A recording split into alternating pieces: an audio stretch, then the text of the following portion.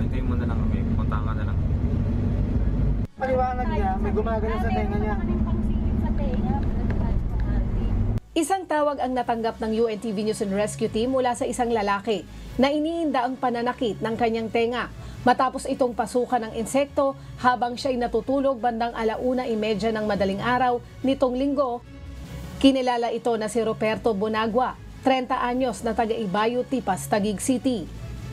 Ayon kay Roberto, nagising siya nang maramdamang may gumagalaw sa kanyang tenga. Yung sakit na nararamdaman mo, Brad, di ba? 1 to 10. Yung pinakamasakit. Kung i-rate mo, ilan? Mga 7 po. 7. Matapos ma-assess ng team ang inirereklamo nitong pananakit ng tenga, kinuhanan na rin ito ng vital signs at agad naman siyang dinala sa Rizal Medical Center. Malapit na tayo sa ospital.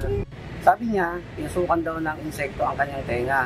Nang makita po namin siya, hawak niya ang kanyang kaliwang tenga at iniinda ang pananakit nito.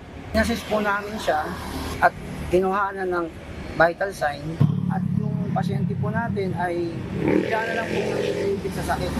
Maganda po na marami, alam po kasi gaya po nito ay hindi natin inaasahan na nangyari. At least yung parang knowledge po na gano'n, na kapag first aid po kami hindi na po lumalala. Bukod niya or sugat niya po nito. Kaya yun po.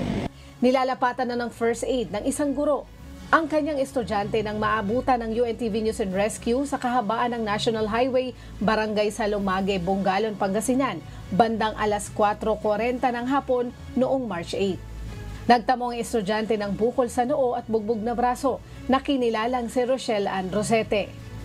Iniinda naman ni Mark Angelo Soriano ang pananakit ng kanyang balikat na kaagad namang nilapatan ng first aid ng UNTV News and Rescue. Ang mga sugat ay dahil sa impact na dala ng pagbangga ng sinasakyan nilang tricycle sa isang baka. Ayon sa kanila, mas minabuti niyang ibangga sa baka ang tricycle kaysa mahagip ng van na kanilang kasalubong. Leslie Widem, humahataw sa balita ngayon.